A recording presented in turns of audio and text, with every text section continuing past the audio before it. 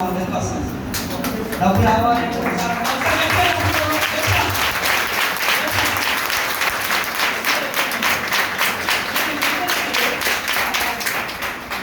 Secret కూడా చెప్పట్లే. ఎందుకంటే తెలుసా, ఒక ఆయన మీటింగ్ లో కూర్చుంటే ఫస్ట్ నాకు డౌట్, ఎందుకంటే మాస్టర్ పట్టలేసుకుని అక్కడ ఫోన్ కూర్చుంటే ప్లంబర్ కదా, ఆయన మాట్లాడే వ్యక్తిని చూసి ఈ నల్ల కోట్లు ఇవన్నీ చూసి నేనేమంటున్నానంటే, ఏంటి అందరికీ సాధ్యమైతే బయట ఉన్నారు, వాళ్ళు చదువుకున్న వాళ్ళు, తెలివైన వాళ్ళు, డబ్బు ఉన్నవాళ్ళు, టాలెంట్ ఉన్నవాళ్ళు, ఆ వల్ల అవుతుంది, నా వల్ల నిజంగా అవుతుంది ఏంటి,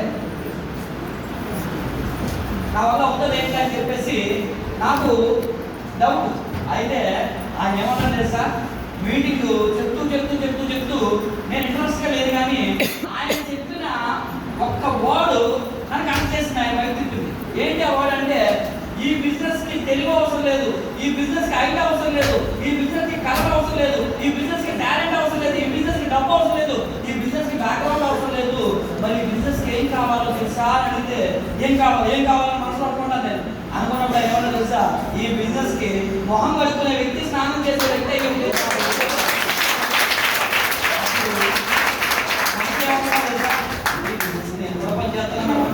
అప్పుడు నేను డౌట్, నేను కొట్టుకోండి, నిన్నోని నాకు చదువు లేదు, నాకు బ్యాక్గ్రౌండ్ లేదు, నా దగ్గర డబ్బు లేదు, నా మాట ఎవరింటే అన్న చిన్న భయం ఉండేది.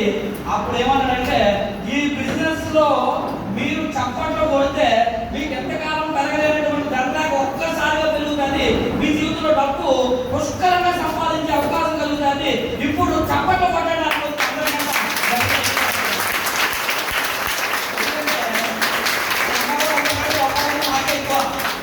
డబ్బు అవసరం నాకే ఎక్కువ కాబట్టి నా దండరకే పెరగాలి, దండరకి బోల్గా పెరగాలంటే చప్పట్లు కట్టగా కొట్టానంటే కొట్టాను. ఆ రోజు కొట్టాను చప్పట్లు, ఈ రోజుకి కొడుతూనే ఉన్నాను. ఎందుకంటే ఆ రోజు 10,000 కోసం కొట్టాను, ఆ తర్వాత ప్రతి నెల చెక్కు పెంచుకోవడం కోసం కొట్టాను, ఇప్పుడు కూడా చెక్కు పెంచడం కోసమే కొడుతూనే ఉన్నాను. కాబట్టి ఎప్పుడైతే నాకు ఈ బిజినెస్ ద్వారా 8,000 వచ్చిందో, ఆ తర్వాత 3 నెలల 20,000 వచ్చిందో, నాకు ఈ బిజినెస్ నమ్మకాన్ని కలిగించింది. ఈ బిజినెస్ లో నేను గ్యారెంటీగా ₹1,00,000 సంపాదించగలుగుతాను అన్న ఒక నమ్మకం నాకు కలిగిందండి. కలిగిన తర్వాత ఈ బిజినెస్ లో నా కోరిక ఏంటి అంటే, కనీసం సెకండ్స్ కార్ కొనుక్కోవాలి అనుకునేవాడిని. సెకండ్స్ కార్ కొన్న తర్వాత సంగతి కానీ ముందు బండి కొనుక్కుందాం అని చెప్పి మొత్తానికి ఈ బిజినెస్ ద్వారా బండి కొనుక్కున్నాను. బండి మీద తిరుగుతూ ఫీల్డ్ వర్క్ చేస్తున్నటువంటి సమయంలో విశాఖపట్నం పొల్యూషన్ కొంచెం ఎక్కువగా ఉండేది, ఎండలో తిరుగుతుంటే చాలా బాధ అనిపించేది. సీనియర్లు కార్లు చూస్తుంటే నేను కూడా కారు కొనాలి, కనీసం సెకండ్ హ్యాండ్ కార్ అయినా కొనాలి అని అనుకుంటున్నటువంటి టైంలో మా సీనియర్ ఏమన్నాడంటే, బిజినెస్ నువ్వు సూట్ కావు అన్నాడు. ఎందుకు నా పల్లె అన్నాడంటే, సీనియర్ ఏదని చెప్తే మంచి చెప్తారు కదా, ఆయన ఎప్పుడు నన్ను తిరగడానుకునేవాడిని, కానీ నా మంచి కోసం చెప్పేవాడని తర్వాత తెలిసింది. ఎందుకంటే సెకండ్ హ్యాండ్ కార్ కోసం వచ్చినోడు, 10,000 కోసం వచ్చినోడు ఈ బిజినెస్ పని చేయలేడు అని చెప్పాడు. అవునా అని చెప్పేసి మొత్తానికి మరి పోలే కొత్త కారు అని చెప్పేసి అప్పటి నుంచి కొత్త కారు మొదలు పెట్టాను. ఆ తర్వాత 30,000 అయింది. 30,000 అయిన తర్వాత కారు కొన్నామని డిసైడ్ అయ్యాను. ఎందుకంటే ఎవరైనా కారు కొన్నట్టు ఒకసారి డ్రైవ్ చేద్దామంటే ఎవరు ఇచ్చేవారు కాదు, మనమే నమ్మకం ఎక్కువ కదా, ఎవరు ఇచ్చేవారు కాదు. మొత్తానికి ఎప్పుడైతే 30,000 రూపాయలు చెక్ వచ్చిందో మరి వెస్టేజ్ ద్వారా కారు కొనాలని చెప్పి కారు కొన్నానండి. మరి అప్పటి వరకు ఉన్న ట్రావెల్ ఫండ్ అంతా కట్టి డౌన్ పేమెంట్ గా కట్టి కారు బుక్ చేశాను. ఇంట్లో చెప్తే అప్పుడు నమ్మలా. కారు మొత్తానికి ఓపెనింగ్ కి చేద్దామని చెప్పి బయటకు తీసుకొచ్చాను. డ్రైవింగ్ రాకపోతే బయటికి తీసుకొచ్చిన నాకు స్పీడ్ బ్రేక్ రాకెట్లా కారు, ఎందుకంటే నాకు డ్రైవింగ్ రాదు కదా, ఆ స్పీడ్ బ్రేక్ రాకెట్లమే నాకు ₹1,00,000 దాకా ఉంది. అంత కష్టపడి మొత్తానికి దాన్ని ఇంటి దగ్గరికి అయితే నెట్టుకొచ్చాను. ఇంటి దగ్గర నెట్టుకొస్తే నెక్స్ట్ డే కారు ఓపెనింగ్. మా అమ్మ నాన్న పిలిస్తే, బాబు మనకి ఎందుకు బాబు ఎలాంటి అలవాటాలు, ఎవరితో తెచ్చుకుంటావు వాళ్ళకి ఇచ్చే బాబు అన్నారు. ఇంకా మా ఆవిడైతే ముందు బాబు వారిపోయింది, ఎందుకంటే మా ఆయన ఎప్పుడో ఎక్కించేసి రావడం మమ్మల్ని మా బతుకులు అని చెప్పేసి మా ఆవిడైతే నమ్మలేదు. మొత్తానికి ఎవరు రాలా. మరి నాకు ఇష్టమైన ప్లేస్ ఏంటంటే, నేను తుల్లో ఒక హాస్టల్లో చదువుకున్నాను, ఆ పక్కనే ఫంక్షన్ హాల్లో అప్పుడు ఒక మీటింగ్ జరుగుతుంది. ఆ రోజే కారు ఓపెన్ చేయాలని చెప్పి మా సీనియర్ సహకారంతో తులి తీసుకొచ్చి తుల్లో కారు ఓపెన్ చేయడం జరిగిందండి. కారు ఓపెన్ చేసిన తర్వాత చాలా హ్యాపీనెస్ నాకు అందించింది ఈ కంపెనీ. ఎందుకంటే ఎక్కడ బ్రతుకు ఎక్కడికి వచ్చింది, అదే గోళ్ళ కన్నాలు కొనుక్కునే స్థాయి నుంచి ఈరోజు కారులో తిరిగే స్థాయికి ఈ కంపెనీ నన్ను నడిపించిందని చెప్పి కంపెనీని ఇంకా గట్టిగా నమ్మకం స్టార్ట్ చేశారు. ఎందుకంటే డబ్బు పెరిగే కొద్ది నమ్మకం పెరుగుతుంది కదా, నమ్మకం పెరిగింది కాబట్టి లక్ష్య కోసం ఆలోచన చేయడం మొదలు పెట్టాను. ఎప్పుడైతే మన ఆలోచన విధానం పెద్దగా ఉంటుందో మనకి ఇక్కడ సక్సెస్ కూడా ఆటోమేటిక్ గా పెద్దగా వస్తుంది అని చెప్పడానికి ఎగ్జాంపుల్, కారు తీసిన సెకండ్ మంత్ అంటే నెక్స్ట్ మంత్ నా చెక్ ఎంత అంటే ఒకేసారి ₹65,000 వెళ్ళిపోయింది.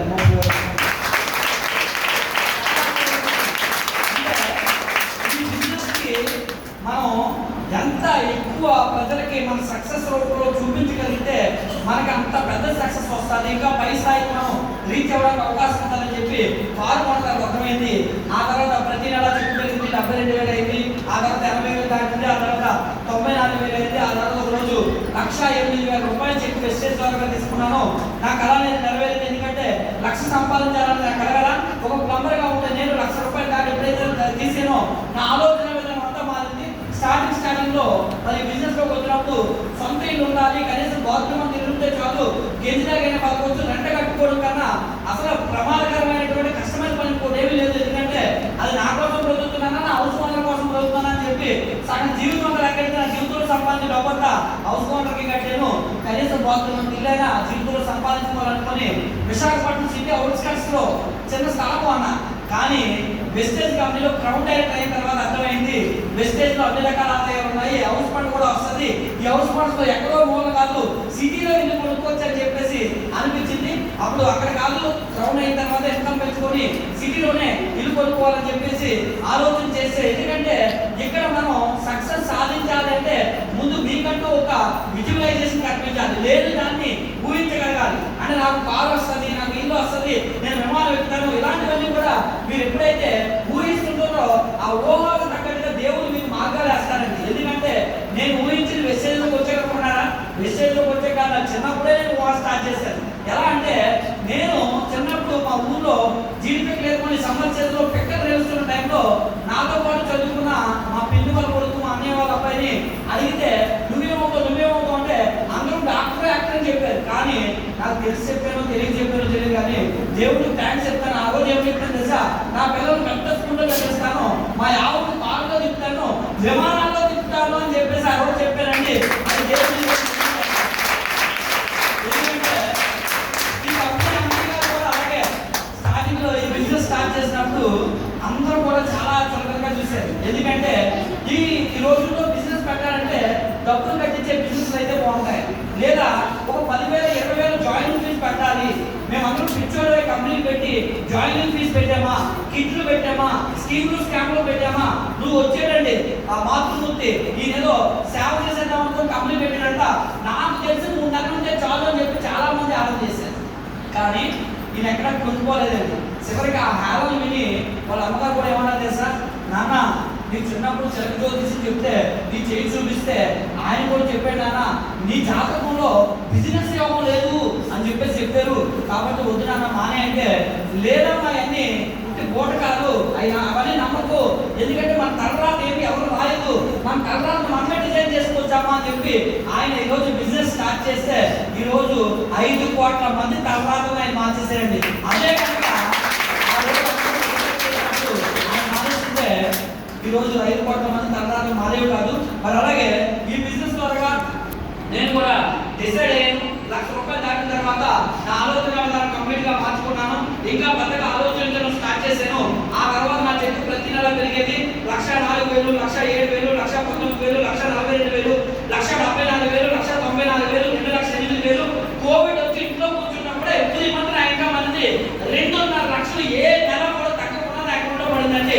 అప్పుడు అనిపించింది ఎందుకంటే కోవిడ్ లో మాతో పాటు చుట్టుపక్కల ఉన్న వాళ్ళందరూ ఇబ్బంది పడ్డారు. వాళ్ళందరినీ చూసి చాలా మంది కరోనా వచ్చి చచ్చిపోయిన కూడా ఉన్నారు.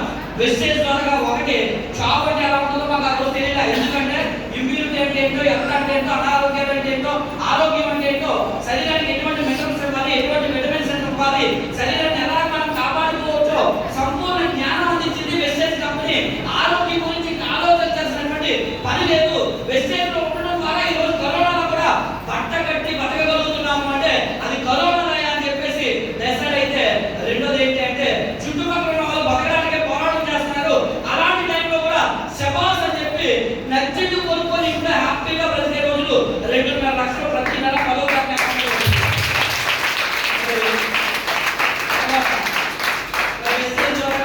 ఇల్లు కొనాలని డిసైడ్ అయ్యాను. ఇల్లు కొనాలని డిసైడ్ అయ్యి మరి కరోనా వల్ల ఇల్లు కొన్నా. ఇల్లు వచ్చినప్పుడు స్థలం కొన్నా, కరోనా వచ్చినప్పుడు ఇల్లు కొన్నా. ఇల్లు కొని ఖాళీగా ఉన్నాయి కదా, లభించుకోవడం వచ్చు కదా, మరి దానివల్ల ఇంట్లో నాకు ఎలా కావాలో అలా డిజైన్ చేసుకోవడానికి చుట్టూ సగాలు అన్నీ ఉన్నాయి కదా, మరి పని కొట్టలేదు చేయాలి కదా, అవి పనులు చేసేవాడిని. ఎవరైనా పనులు వచ్చినా కూడా నమ్మిలో కానీ నేను వాడరండి. ఎందుకంటే ఆ చుట్టూ సగానికి వాళ్ళు కూడా కళలు కొట్టుకున్నాడు, ఇవన్నీ బాగు చేసుకున్నాడు, నీటి కూడా వర్క్ అని చెప్పి నమ్మేవాళ్ళు కాదు. కానీ సాయంత్రం అయిన తర్వాత కిందకు వచ్చినప్పుడు వర్షాకాలం వచ్చి మరి వాళ్ళు రోడ్డుకి వెళ్ళాలంటే మనం పడేవాళ్ళు బట్టలు మార్చుకొని వచ్చి కారు మీద దేపెడతారంటే అప్పుడు ఏం చేస్తున్నావు సార్ అంటారు. అంటే చాలు కదా మరి ఒక్కవాడు చాలు కదా మెసేజ్ జాయిన్ చేయడానికి. అలా జాయిన్ చేసిన వాళ్ళు ఎంతో మంది ఉన్నారు. మా ఇంటికి వచ్చిన పని చేసిన ప్రతి ఒక్కరి మెసేజ్లో జాయిన్ చేశారండి.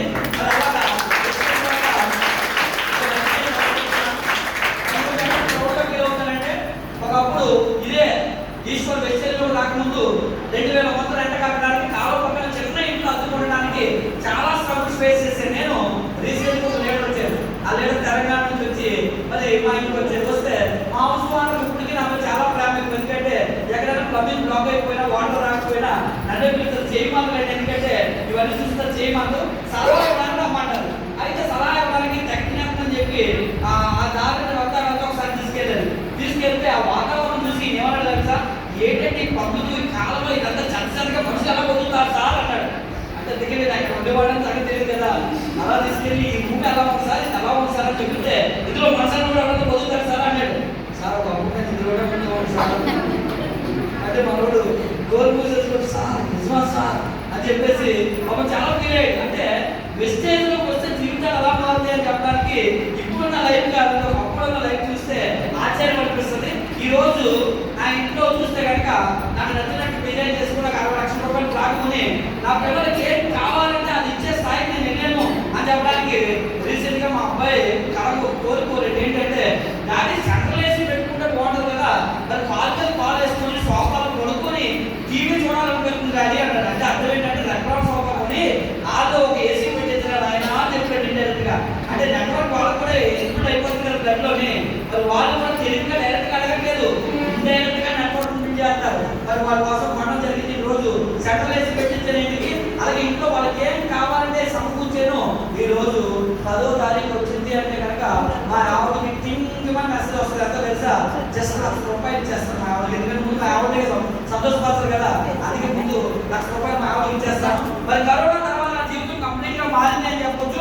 ఎంతగా మారిందంటే తర్వాత 3,23,000 వచ్చింది చెక్కు, ఆ తర్వాత 4,24,000 వచ్చింది, ఆ తర్వాత 5,30,000 వచ్చింది. లాస్ట్ 2 months బ్యాక్ నా ఐఎస్ఐ ఎంత అంటే 5,65,308 కొనసాగితే కనుక మన జీవితాలు మారుతాయి అని చెప్పడానికి, సాధారణమైన వ్యక్తులు అసాధారణంగా మారుతారని చెప్పడానికి ఎగ్జాంపుల్ ఏంటంటే చిన్న కారు కొనుక్కొని సిఫ్ట్ కారు కొనుక్కొని జీవితాన్ని కొనసాగిస్తున్న నాకు ఆలోచన పెరిగింది. ఎలా అంటే నా సీనియర్ బెంచ్ కారు కొన్నారు. ఆయన కంపేర్ చేసుకుంటారు ప్రతి విషయంలో. ఆయన వెస్టేజ్ స్టార్ట్ చేసినప్పుడు ఇన్సూరెన్స్ ఏజెంట్, మరి ఆయన చెక్ ఎంత అంటే ఇన్సూరెన్స్ ఏజెంట్ కొనుక్కోవడం 10,000. వెస్టేజ్లోకి వచ్చి మరి ఆయన 1,00,000 సంపాదించినప్పుడు 1,00,000 వైపు చూశాను. ఆయన 5 లక్షలు సంపాదించినప్పుడు 5 లక్షల వైపు చూశాను. ఆయన ఇప్పుడు 12 లక్షలు సంపాదిస్తున్నాడు. ఆయన బెంచ్ కారు కొనుక్కున్నాడు. మరి ఆయన వల్ల అయింది అంటే నా వల్ల కూడా అవుతుంది కదా. ఆయన కన్నా గొప్ప కారు కొనాలి అనుకున్నాను. ఆయన 60 లక్షలు పెట్టి కారు కొన్నాడు. అది చూసాను. నేనేమనుకున్నానంటే 60 లక్షలు ఒక్క రూపాయైనా మా తప్ప ఆయన కన్నా తక్కువ కొనకూడదని చెప్పి డిసైడ్ అయ్యి షోరూమ్ అన్ని తిరిగితే నాకు బాగా నచ్చిన కారు ఏంటంటే BMW కారు. చూడగానే దాన్ని మనసు పాలించుకున్న దాని మీద ఖరీదు అంటే జస్ట్ 75 లక్షలు అన్నాడు. షోరూమ్లోకి వెళ్తే వెనక్కి తిరిగి చూసుకున్నావా అన్నాడు. ఒకసారి అర్థంలో చూసుకోమని చెప్పాడు. ఎందుకంటే నీ మొదటి కారు కొనగలవా అన్నాడు. నిజంగా బాధ అనిపించింది. ఎందుకంటే మొదటి నుంచి మనకు బాధ అలవాటే కదా, కొత్త కాదు. అయితే దానివల్ల మోటివేషన్ వస్తుందండి. మనం ఎవరైనా బాధ పెట్టారు అంటే మనలో కష్టపడగాలి. చాలా మంది ఎవరైనా బాధపడితే వదిలేసి బాధపోతుంటారు. వదిలేసి బాధపోకూడదు.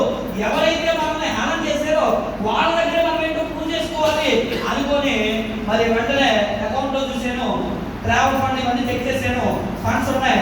వెంటనే ఇమీడియట్ టైంకి డ్రా చేసి ఉదయం పేరు పెడితే సాయంత్రానికి అమౌంట్ వచ్చేసింది. నెక్స్ట్ డేకి వెళ్ళి చెక్ రాసిచ్చేసాను. దానికి ఆశ్చర్యపోయాడు. మంచిగా పడగలడా అనుకున్న వ్యక్తి చెక్ రాసుకోబోయాడు. అప్పుడు కూడా అనుమానం ఆయనకి ఏదో బుక్ చేసేది. కానీ ఆయన నాకు గైడ్ చేస్తారు ఏమంటే, సరే ఎవరు పడతారు పర్లేదు సార్, ఇది నువ్వు సర్వీసింగ్ కొడితే 1,00,000 అవుతుంది, టైర్లు మార్చాలంటే 2 లక్షలు అవుతుంది, అసలు నీ జీవితంలో సంపాదించేదంతా కూడా దీనిపై తిరగడానికి ఖర్చు పెట్టాలని చెప్పి ఆయన పాపం నా మంచి కోసమే చెప్తాడు అని అనుకున్నాడు ఆయన. కానీ నాకు తెలిసిన అధికారులు ఎవరున్నారంటే వెస్టేజ్ ఉన్న అధికారులు ఇవ్వడానికి పెరగడానికి నా ఒప్పు పెంచుకోవడానికి వెస్టేజ్ ఉందని చెప్పేసి నాకు తెలుసు. కాబట్టి మరి రీసెంట్ గా కారు కొన్నాను. దాని ఖరీదు ఏంటంటే జస్ట్ 75 లక్షల రూపాయలు BMW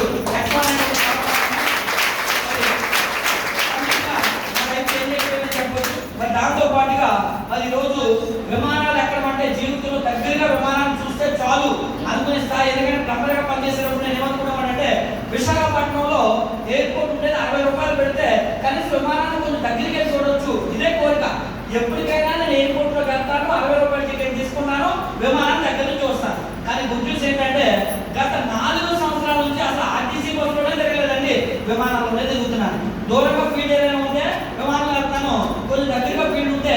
రీసెంట్ గా జస్ట్ మనం మీటింగ్ చేయడానికి వెళ్ళాను హైదరాబాద్. మీటింగ్ చేయడానికి వెళ్ళి వస్తే చాలు జస్ట్ ఒక 25,000 30,000 వచ్చేది. నేను BMW మీద వెళ్ళి వచ్చాను. అంటే ఏ స్థాయి నుంచి ఏ స్థాయికి వచ్చేమో అనేది అర్థం చేసుకుంటే కనుక వెస్టేజ్ లో రాకపోయింటే నా పరిస్థితి ఏంటంటే ఇంకా గోళ్ళ కన్నాలు కొనుక్కొని బైబిల్ పెట్టుకునే పరిస్థితి. కానీ వెస్టేజ్ లోకి రావడం వల్ల ఈ రోజు ఒక ఆర్డినరీ పర్సన్ స్థాయి నుంచి ఈ రోజు ఎక్స్ట్రాడినరీ పర్సన్ స్థాయికి వెళ్ళాను. అంటే సింపుల్ గా చెప్పాలంటే ఈ రోజు 1,00,000 రూపాయలు సంపాదించుకోమని చాలా మందిని కలగలమంటే 1,00,000 అంటే భయపడుతుంటారు. నేను 1,00,000 రూపాయలు సంపాదించడం కాదు, ఈ రోజు నా కారుకు కట్టే ఈఎంఐ నెలకు 1,00,000 కడుతున్నాను. అంటే ఏ స్థాయికి తెచ్చాను? ప్లంబర్ గా ఉంటే 1,00,000 నేను ఊహించలేను, కానీ వెస్టేజ్ లో ఉంటే కారుకి 1,00,000 ఈఎంఐ కట్టే స్థాయికి వెస్టేజ్ నన్ను ఆలోచింపజేసేలాగా నడిపించింది అని చెప్పొచ్చండి. మీరు కూడా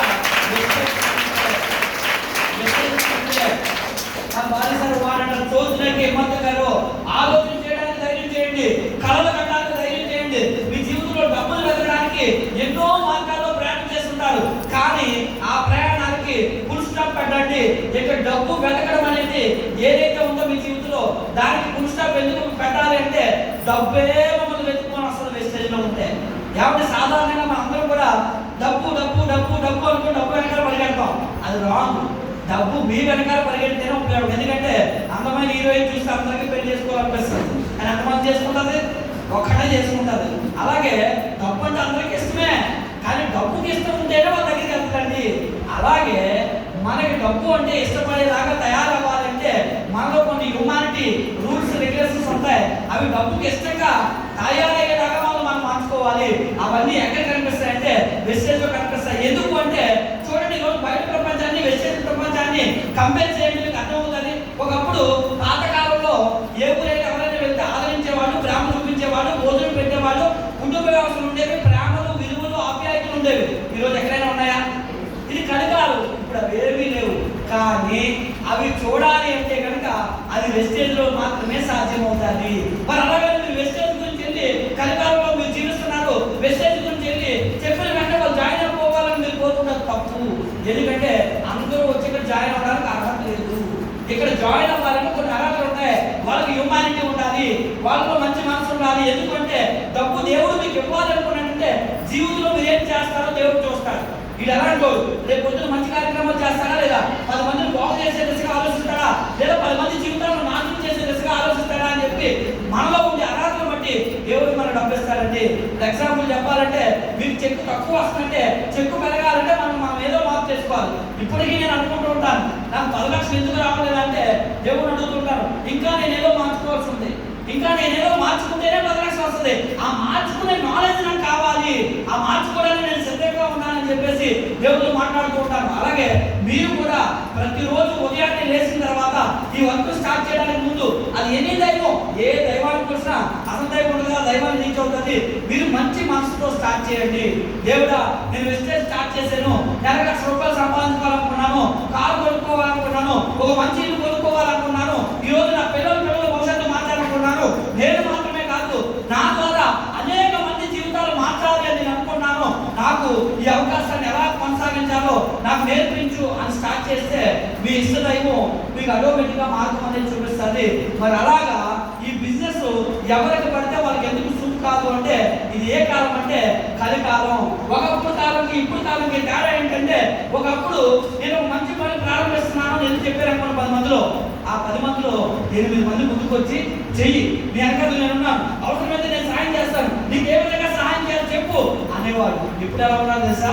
అదే 10 మంది దగ్గరికి చెప్తే ఈ 10 మందిలో 8 మంది వీడు బాగుపడిపోతే పొద్దున మనకు ఎక్కడ తోడుకుంటాం అని చెప్పి మనం వెనక్కి పట్టుకొని లాగేస్తారు. ఇక్కడ ఉంటాను వచ్చేవాడు. అయితే కానీ మనం ఏం చేయాలి తెలుసా? ఆ ఇద్దరి మీద దృష్టి పెడతాం, 8 మంది మీద దృష్టి పెడతాం మనం. ఎందుకంటే సంఖ్య ఎక్కువ ఉన్నదాన్ని మనం నమ్ముతాం కదా. ఈ 8 మంది మీద దృష్టి పెడతాం.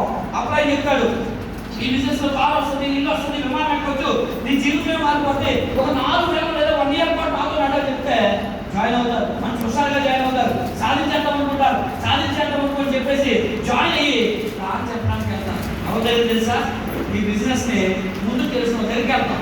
నేను కూడా అలాగే అనుకుని మొట్టమొదటి రోజు బాగా మోటివేట్ అయిపోయి నాకు బాగా తెలుసు అక్క ఉంటే ఆవిడ దగ్గరికి సరోజ అని చెప్పి చెప్పడానికి వెళ్ళాను. వెళ్తే ఆవిడ అన్నది, ఓ నువ్వు ఇప్పుడు జాయిన్ అయ్యావో వెస్టేజ్, నేను ఎప్పుడో జాయిన్ అయ్యి మానేసాను, ఇంకా వెస్టేజ్ లో అన్నీ ఉందా అని మొట్టమొదటి సంఘాలు. రెండోది అలా కాదక్క, మరి చాలా మంది చచ్చిపోతారు కదా, షుగర్లు, బీపీలు, థైరాయిడ్లు, హాస్పిటల్ ఎక్కువైపోయి చచ్చిపోతారు కదా, మరి అందుకే వెస్టేజ్ లో జాయిన్ అవ్వాలి. వ్యాపారం పక్కన పెట్టు, ఆరోగ్యం కోసమైనా జాయిన్ అవ్వాలంటే అందరూ చచ్చిపోయినప్పుడు ఆలోచిద్దాంలే. కానీ ఇప్పుడు చూసేది తెలుసా, రీసెంట్గా క్యాన్సర్ ఫైనల్ స్టేజ్ మొన్నే బయటకి ఇచ్చాను. పట్టుకెళ్ళి ఇచ్చి మనసులో ఏమనుకున్నాను తెలుసా, తొందరగా చచ్చిపోవడం అనుకున్నాను మనసులో. ఎందుకో తెలుసా, తొందరగా చచ్చిపోకపోతే నా లైఫే పాటు చేద్దాం అనుకుంది, ఎంతమంది జీవితాలు పాటు చేద్దాం కూడా. ఎందుకంటే అలా నెగిటివ్ మైండ్ సెట్ వల్ల ప్రపంచానికి ఒరిగేదేమీ లేదండి, చెరిగేది తప్ప. ఎందుకంటే వాళ్ళ వల్ల మిగతా వాళ్ళు పాడైపోతారు. నా చుట్టుపక్కల వాళ్ళు అందరూ జాయిన్ అవుతారు కూడా కారణం ఉంటే ఎవరైనా పొరపాటు జాయిన్ అయ్యి సరిపడిస్తారు. ఎందుకంటే అన్ని వేసుకులు, స్కీములు, స్కామ్లు అవన్నీ అని చెప్పేసి ఈ మాట అనేసరికి నాతో పాటు ఉన్న వాళ్ళందరూ మానేసరికి నొక్కడే మిగిలేదు.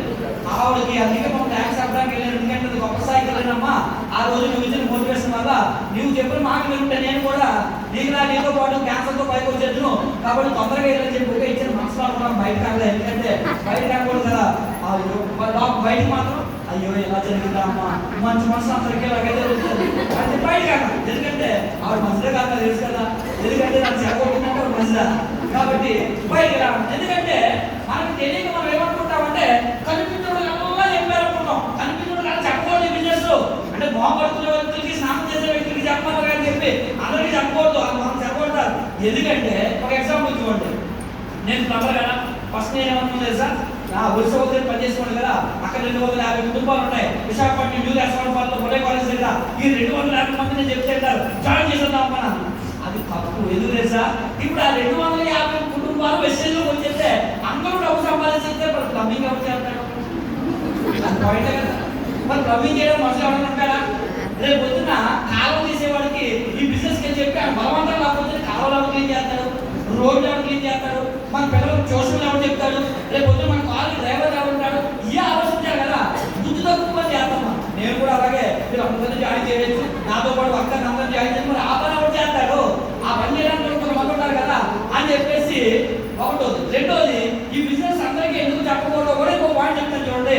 ఇప్పుడు అందరికీ కూడా అర్హత ఉంటుందండి. అందరికీ ఎందుకు అర్హత ఉంటుందంటే, ఒకప్పుడు జనాభా ఎంత అంటే అమ్మో 100 కోట్లు అనేవాళ్ళు, ఇప్పుడు 150 కోట్లు అంటున్నారు, తర్వాత 200 కోట్లు అయిపోతాయి. ఇప్పుడు పెద్ద పెద్ద సిటీలకు హైదరాబాద్ కానీ, కలకత్తా కానీ, ఢిల్లీ కానీ వెళ్ళామనుకోండి, జనాభా ఎక్కువైపోయి అక్కడ సీమల్లా తయారవుతున్న జనం, అంటే చూడడానికి సీమల్లా ఉండాలి, అంత ఎక్కువ జనం, పాపులేషన్ ఎక్కువైపోయింది, నివసించడానికి నివాసయోగ్యమైనటువంటి స్థలాలు లేవు, చిన్న చిన్న గదుల్లో నివాసం ఉన్నారు, చాలా ఇబ్బందులు పడిపోతున్నారు.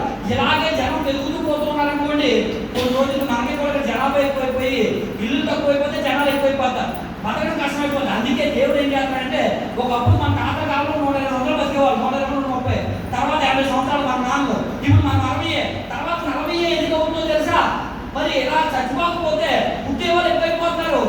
మరి ఇలాగే పుట్టిన వాళ్ళందరూ బతుకుపోతే బతకడం కష్టమైపోతుంది, తొందరగా చంపేస్తాడు దేవుడు. అందుకే అందరినీ మీరు 130 సంవత్సరాలు రోజుతారు, వెస్టేజ్లో పోతే మీరు అసలు హాస్పిటల్ పెట్టేకాల్సిన అవసరం లేదు, మీ జీవితంలో బీపీ అంటే తెలియదు, షుగర్ అంటే తెలియదు, పాతకాల పద్ధతులలాగా మీ తాతలా బ్రతికారు అలాగే మీరు ఆరోగ్యంగా బ్రతకవచ్చు అని చెప్తే అందరినీ ఇక్కడ బ్రతికించేస్తే బతకడానికి చూడదా. అందుకే కొంతమంది రాదు. అప్పుడు మీరు ఏమనుకోవాలి, కంకరాంచి వేసిందని ఎవరెందుకు తొందరగా చచ్చిపోతారు కాబట్టి పూర్తి రావాలనుకుంటుంది కాబట్టి అంతేగాని నువ్వు ఎలాగైనా రావాల్సిందే, నువ్వు చేయాల్సిందే, నువ్వు చేయకపోతే అవ్వదు, నేను 6 లిస్ట్ రాసుకున్నాను, ఈ 6 నువ్వు ఒకరివి, నువ్వు వచ్చేయాలి, నువ్వు వచ్చేయాలి అన్నట్టు లేదు. ఎందుకంటే ఇక్కడ 6 అయితే అవ్వదండి, 60 మంది లిస్ట్ రాసుకోవాలి. ఎందుకంటే మీకు ఎలా కోరుకుంటారు తెలుసా, మీరు బిజినెస్ స్టార్ట్ చేసినప్పుడు, ఎందుకంటే మనం చేసిన మంచి పనులు ఎక్కువ కదా. అయితే నిజంగా మంచోడు అనుకోండి, ఈ 10 మందిలో 2 ఉన్నారు కదా, ముందు తగ్గుతారు. మంచోడు కాలంలో 4 దుర్మార్గులు అనుకోండి, నాకు ఎవరు తగ్గారు, మంచోడు తగ్గరా ఫస్ట్ ఏం చెప్పినట్టు నెగిటివ్, ఆ నెగిటివ్ చెప్పగానే అక్కడ ఇచ్చిన మోటివేషన్ స్టేజ్ మీద చెప్తారు, ఈ బిజినెస్ చాలా ఈజీ, ఈ బిజినెస్ మామూలు స్టార్ట్ చేసేవాళ్ళే, పెట్టుబడి లేదు, ఈ బిజినెస్ లో ఎవరైనా సక్సెస్ సాధించవచ్చు, మీకు కళ ఉంటే చాలంటే ఆ కళని చెప్తాం, చెప్పిన వెంటనే ఫస్ట్ కూడా గాలి తీసేస్తారు.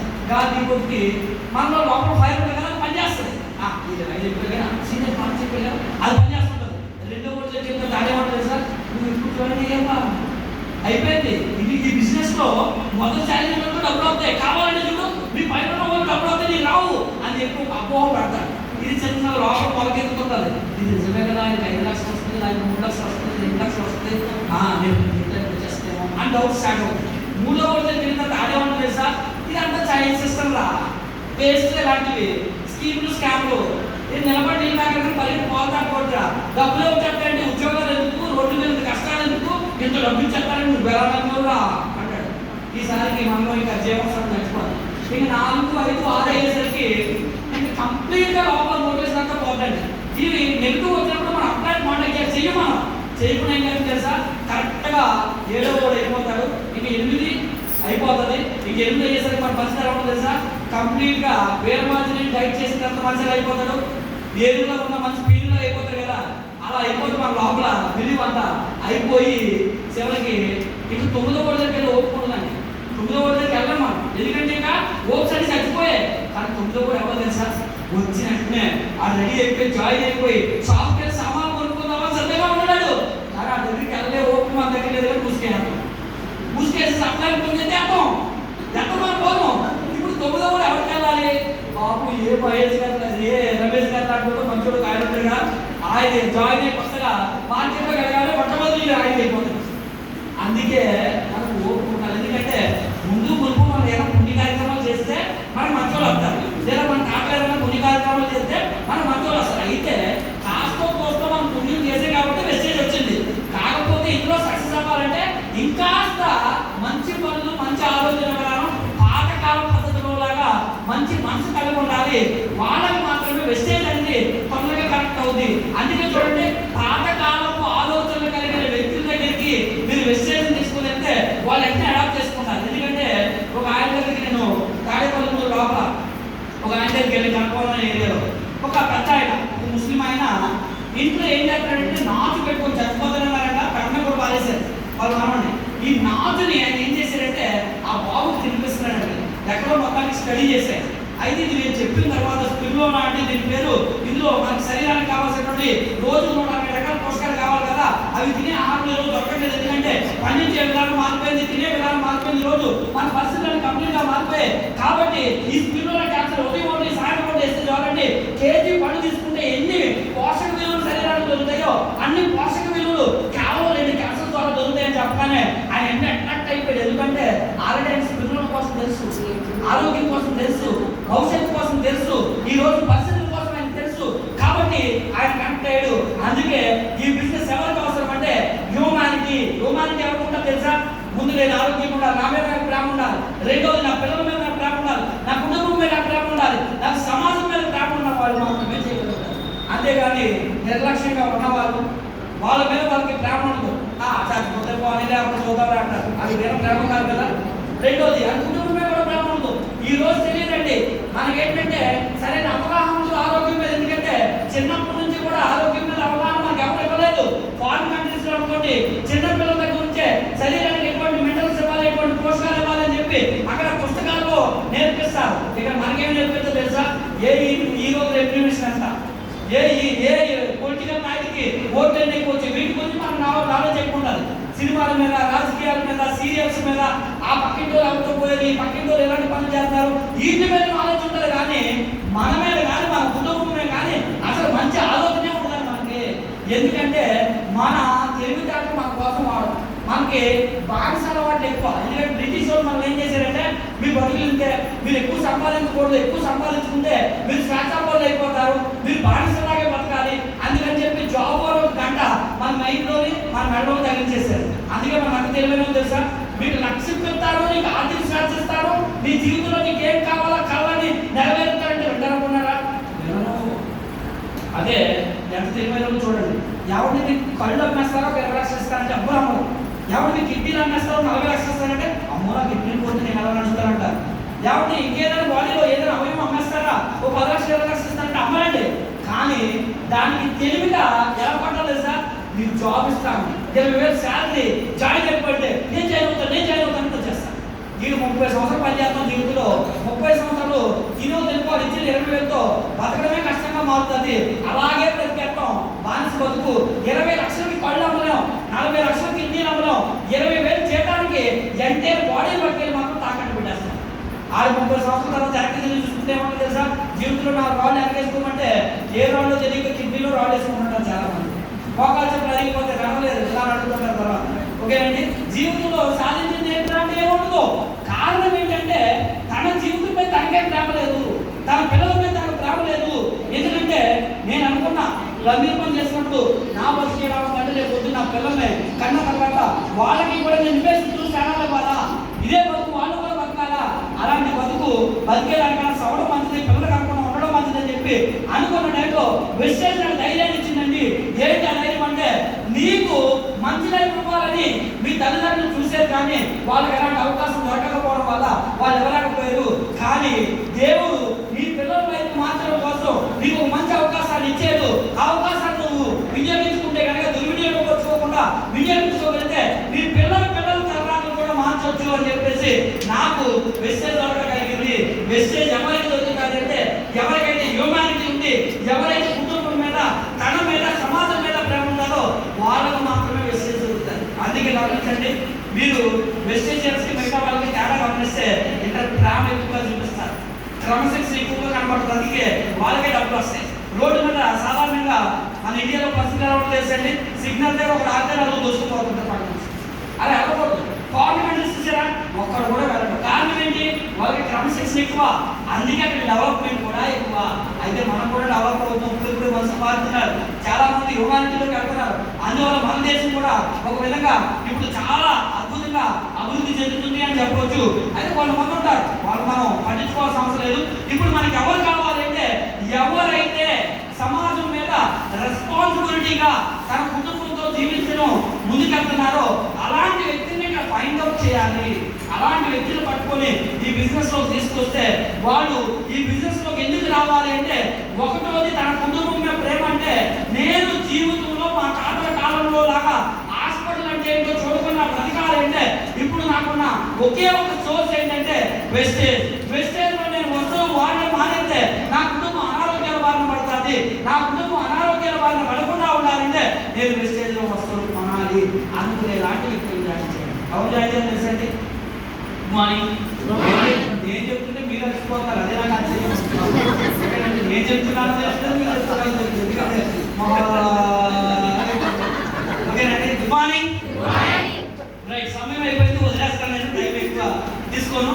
కాబట్టి ఈ బిజినెస్ అంత అద్భుతంగా ఉండాలి అని చెప్పడానికి ఎగ్జాంపుల్ ఏంటంటే, ఎంతో మందిని చూస్తున్నాం ఈ బిజినెస్ లో, ఎంతో మంది ఆల్రెడీ సక్సెస్ సాధించిన వ్యక్తులు మనం చూస్తున్నాం. వాళ్ళని చూసినప్పుడు మనకి ఏమనిపించారంటే, వాళ్ళకి ఏంటంటే నా వల్ల అవుతారు. నా సీనియర్ నేను చూశాను, ఆయన 10,000 సంపాదించే వ్యక్తి బయట వెస్టేజ్ లో 1,00,000 సంపాదించాడు. ఆయన నమ్మాను, ఆయనతో ప్రయాణం చేశాను, నాకు 1,00,000 వచ్చింది. ఆ తర్వాత ఆయనకు 5 లక్షలు వచ్చింది, నాకు 5 లక్షలు వచ్చింది. ఇప్పుడు ఆయన 12 లక్షలు వస్తుంది.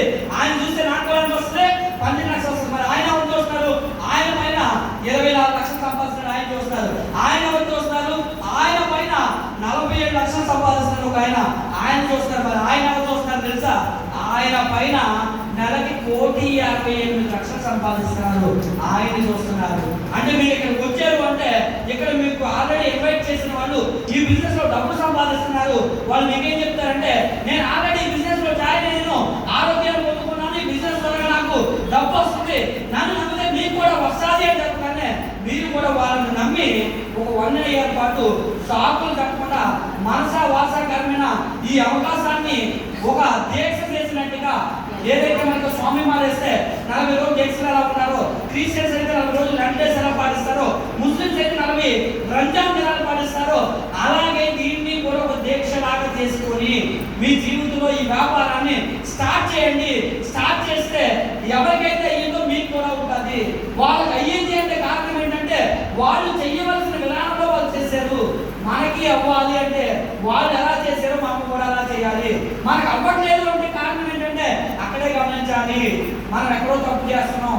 ఆ తప్పు తెలియాలి అంటే ఆల్రెడీ పాస్ అయిన వ్యక్తి దగ్గరికి వెళ్ళి మనం అడగాలి. ఇక్కడ పాస్ అయిన ఎవరు అంటే ఆల్రెడీ డబ్బు సంపాదిస్తున్నటువంటి మన అప్లయన్స్. మన తెలుసా ఈ బిజినెస్ గురించి మీటింగ్ వచ్చి ఆడెవరో వచ్చాడు కొట్టుకుంటూ ఇందులో 1,00,000 అవుతారు. ఇంటికి వెళ్ళి ఎవరిని అడుగుతారు తెలుసా? పక్కింటి ఆవిడతో నేను ఈ రోజు మీటింగ్కి వెళ్ళేది తెలుసా, అక్కడ 1,00,000 వస్తుంది అన్నారు, కారు వస్తుంది అన్నారు, అక్కడ ఇల్లు కూడా కొనుక్కోవచ్చు అన్నారు, విమానాల మీద తిరగవచ్చు అని చెప్పారు అని ఎవరు చెప్తున్నాడు? పక్కింటి ఆవిడ చెప్తుంది. ఆవిడ ఏమంటుంది తెలుసా?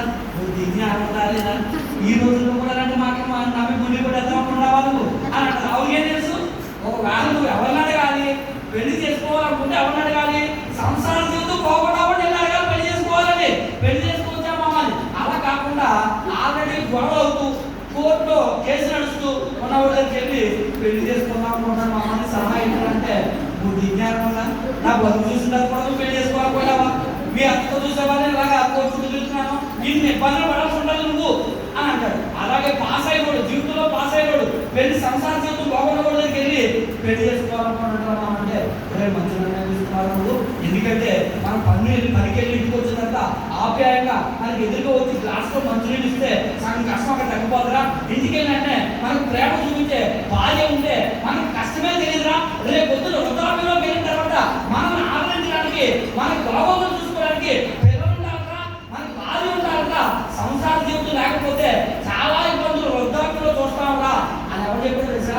జీవితంలో పాస్ అయ్యారు. కానీ మళ్ళీ 10th క్లాస్ పేరు అయిపోతే తెలియదు మామ, 10th క్లాస్ నేను చాలా గట్టిగా రాసి పాస్ అవుదాం అనుకున్నాను, ఫస్ట్ క్లాస్లో పాస్ అవుదాం అనుకున్నాను అంటే అదేమంటుంది తెలుసా? నా వాళ్ళు అవ్వలేదంటే నీ వాళ్ళు ఏమవుతుందిరా, ఊరితో చదివే మానే ఇప్పుడు నుంచి ఏదో పని చేసుకో, ఆ టైం వేస్ట్ అవ్వకుండా ఉండాలి అంటాడు. అదే పాస్ అయిన దగ్గరికి అప్పుడు మా కాలంలో మాకు ఇంత నాలెడ్జ్ లేదు, కానీ ఇప్పుడు కాలంలో ఈజీగా పాస్ అయిపోవచ్చా కాబట్టి నువ్వు ఎలాగైనా ఫస్ట్ క్లాస్ సాధిస్తావు, నీ మీద నాకు నమ్మకం ఉందా అంటాడు. అలా కాకుండా ఈ బిజినెస్ గురించి మీరేదో పడుతుందో తెలుసా? ఇంటికి వెళ్ళి మీ ఆయన మీటింగ్ తీసుకురారు, ఆవిడ మీటింగ్ వెళ్ళానండి, మీటింగ్లో చాలా బాగా చెప్పారండి, మా కష్టాలన్నీ తీరిపోతాయని నమ్మకం కలిగిందండి నాకు అంటే నోరు మూసుకొని ఇంట్లో కూర్చో కాల్ జరగకూడదండి. తప్ప ఇది కాదు, తప్పు మీదే. ఈ మీటింగ్ వచ్చిన తర్వాత విన్న తర్వాత మీ కష్టాలు పోతాయని నమ్మిన తర్వాత నెక్స్ట్ వీక్ ఏం చేయాలి తెలుసా? పోయిన వారం నేను ఒక మీటింగ్కి వెళ్ళానండి, అక్కడ చాలా మంచి విషయాలు చెప్పారు. అసలు నాకు మన పిల్లల భవిష్యత్తు చాలా బాగుంటుంది అనిపించింది, కానీ అది మీరు విన్న తర్వాత, మీరు చెప్పిన తర్వాత నేను చేయాలనుకున్నానండి, మీ మాట ఎప్పుడైనా జవదాటేనా అని చెప్పగానే అదేమనుకుంటా గౌరవుతుందా? ఇది నా మాట కోసమే బిస్కెట్ ఉంటుందిగా, ఎలాగా చేయడం డిసైడ్ అయ్యారు. బిస్కెట్ ఇది ఎందుకంటే పర్మిషన్ కావాలి కదా, ఎందుకంటే తీసుకోకపోతే ఎలా ఉంటుందో చెప్తుంది చూడండి. ఒక ఆయన ఈ బిజినెస్ శ్రీకాకుళంలో చాలా ఇబ్బందులు పడుతునేవాడు. 10th క్లాస్లో తినడానికి తినలేక మేము కలిసాం, రమేష్ గారు మేము హైదరాబాద్లో.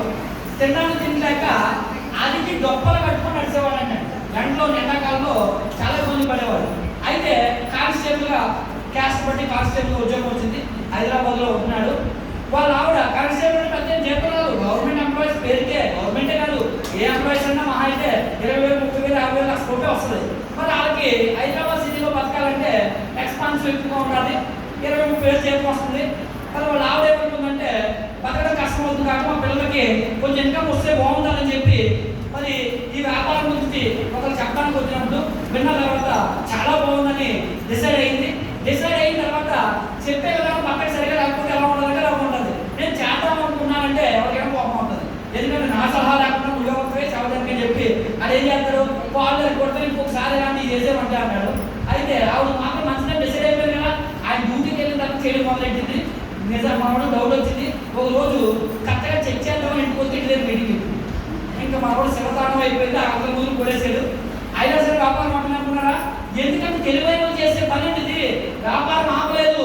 ఆపకపోగా దీనికి తెలియకుండా మొత్తానికి తన్నుతున్నా కూడా, ఎందుకంటే దానికి వాళ్ళ ఆయన పని చేస్తే పనిలో రేపు 10 సంవత్సరాలు పని చేయకపోతుందో తెలుసు, 10 సంవత్సరాలు చేయకపోతే దానికి రేపు నాకు వెళ్తే సమాజంలో తెలుసు.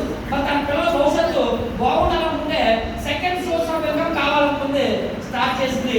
మరి రోజు ఇన్కమ్ ఎంతో తెలుసా? అదే పెద్ద మనిషి మీటింగ్ వచ్చి ఏం చెప్తే తెలుసా? నేను హెడ్ కానిస్టేబుల్ అండి, నా జీతం ఎంత అంటే ఇప్పుడు మరి 60,000 మధ్యలో వస్తుంది. మా ఆవు జీతం ఎంత అంటే 20 లక్షలు అండి. మా ఆవు బెంచ్ మార్కెట్ వచ్చిందండి. ఆయన కొట్టాడు కదా, నేను వీడి మంచి కోసం ఆలోచించి సపోర్ట్ చేద్దాం అనుకుంటే నన్ను కొడతాడా, నేను మానేస్తాను అనుకుంటే ఇదంతా అయ్యేదా?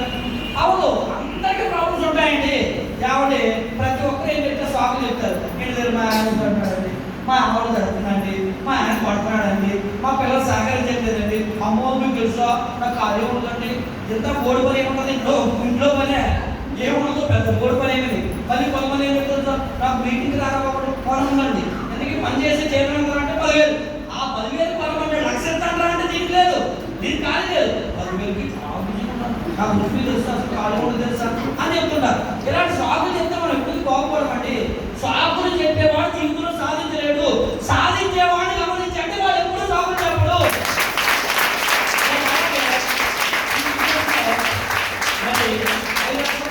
తీసుకోవడమే కాదు, ఈరోజు సంవత్సరానికి మేము పార్లమెంట్ వెళ్తున్నాను. ఈ ఇయర్లో మేము ఆల్రెడీ మన టీంతో కలిసి మరి వియత్నం వెళ్ళాము, తర్వాత రీసెంట్ గా దుబాయ్ వెళ్ళాము, లగ్జరియస్ లైఫ్ లీడ్ చేస్తున్నాము. సరదాగా మనం మా పిల్లలు అడిగారు, డాడీ అంతసేపు నువ్వే పార్లమెంట్ వెళ్ళవా, మమ్మల్ని అక్కడ తీసుకెళ్ళవా, నువ్వు కృషి ఎక్కించి సరిపోలేదు మమ్మల్ని కూడా ఎక్కించవా అన్నారు. మన ఆసక్తి ఏంటి కదా అని చెప్పి రేపు వచ్చే 16వ తారీఖు నుంచి 19వ తారీఖు వరకు మరి క్రూజ్ షిప్ మన టీంలో చాలా మంది వెళ్తున్నాము. క్రూజ్ షిప్ కి టికెట్ బుక్ చేయడం జరిగిందండి 4 days. మరి అటు నుంచి రిటర్న్ డాడీ ఫ్లైట్ కూడా ఎక్కించవచ్చు కదా అన్నాడు. మరి అందుకే వెంటనే అక్కడ నుంచి విశాఖపట్నం ఫ్లైట్ టికెట్ కూడా బుక్ చేసేయడం జరిగింది. అంటే ఇది ఎలా సాధ్యం అవుతుందో తెలుసా, వెస్టేజ్ ఒకటి సాధ్యం, వెస్టేజ్ లేకుండా వాళ్ళ కన్నా వస్తుంది కాదు. ఎందుకంటే ఇప్పుడు నా భవిష్యత్తు ఏంటో నాకు తెలుసు, ఏంటో తెలుసు నా భవిష్యత్తు. ఎవరిని ఇక్కడ మనకి ఎవరు బాస్ ఉండడు, మీరు కలవకరణాన్ని ధైర్యం చేయాలి. ఆ కలవకరణానికి ఏ ధైర్యం ఉండదు, ముందు 10,000 రూపాయలు చూడాలన్నమాట జరగదు. ఇంకా అంతకాలం దద్దరు కూడా ఉండదు, ఎందుకంటే సీనియర్ అయితే అంటారు కూడా 10,000 అంటే, ఎందుకంటే ఆయన ఆమె వెళ్ళిపోవచ్చు, నేను లక్ష సంపాదించాలని ఆయన కోరుకునేవాడు, అందుకని 10,000 అనుమతిలో పడిపోడు. కాబట్టి ఇప్పుడు నేను అందుకే బలంగా కోరుకొని ముందుకెళ్తున్నాను.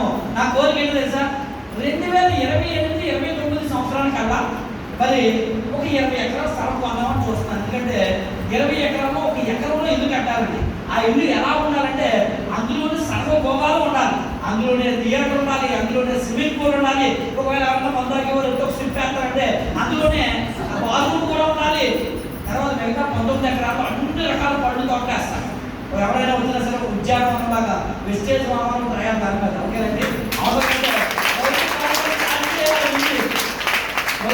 స్టాచ్యూ పెట్టాలి, పెట్టి అక్కడికి వచ్చిన తర్వాత అక్కడ ఏం మాట్లాడాలి తెలుసా, మా స్నేహితులు చాలా మంది పాపం నాతో పాటు రూమ్ లో ఉండేటప్పుడు ఇప్పటికీ అలాగే ఉండదు.